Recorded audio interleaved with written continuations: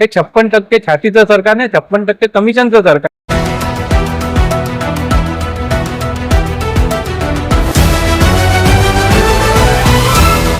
वर्धा जिल्ह्याच्या सेलू येथील बस स्थानकाच्या सिलिंगचा काही भाग खचला.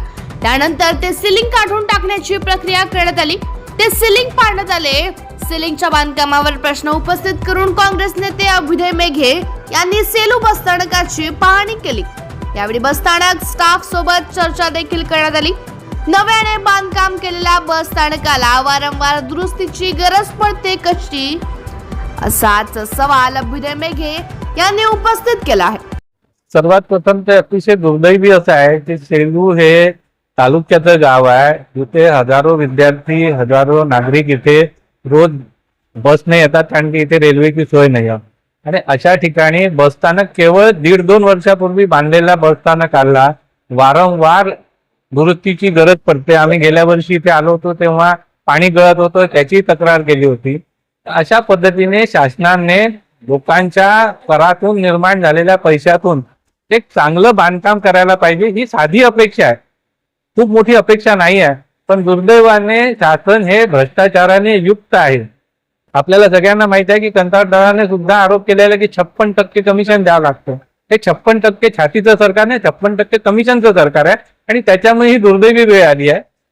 आम्ही तर यावेळेला मागणी करतो की या भागातले आमदार तिसऱ्यांदा निवडून आलेले आहेत, स्वतः पालकमंत्री आहे. मग पालकमंत्री हा शब्द कशासाठी आहे?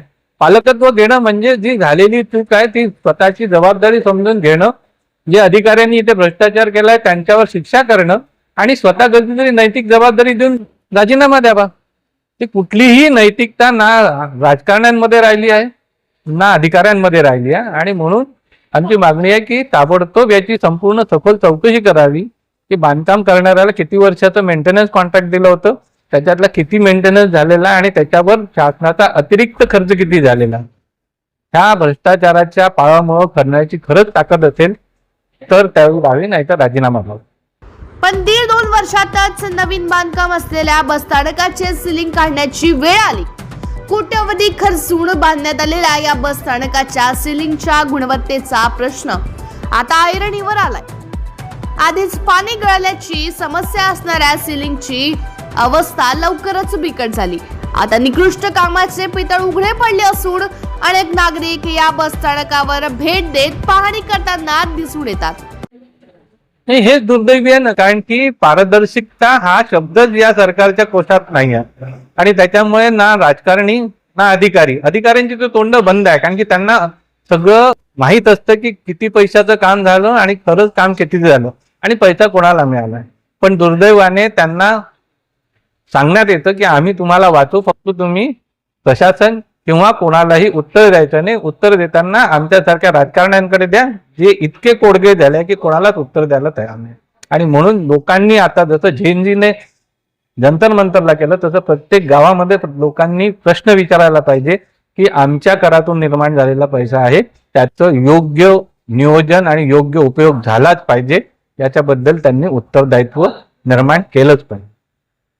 हे निश्चितच ना या कामाच्या क्वालिटी बद्दल हा प्रश्नचिन्ह, जेव्हा छताचा प्रश्न नाही आहे, हा परिसर जर का पाहिला तर अजूनही अस्वच्छ आहे, गट्टू नाही लागलेले आहे, रस्ते उखडलेले आहे. म्हणजे 1-1.5 वर्षापूर्वी डांबरीकरण झालेले रस्ते जर का उखडत असतील तर ह्या अशा पद्धतीच्या कामाचा आणि याचा मेंटेनन्सचा असतो.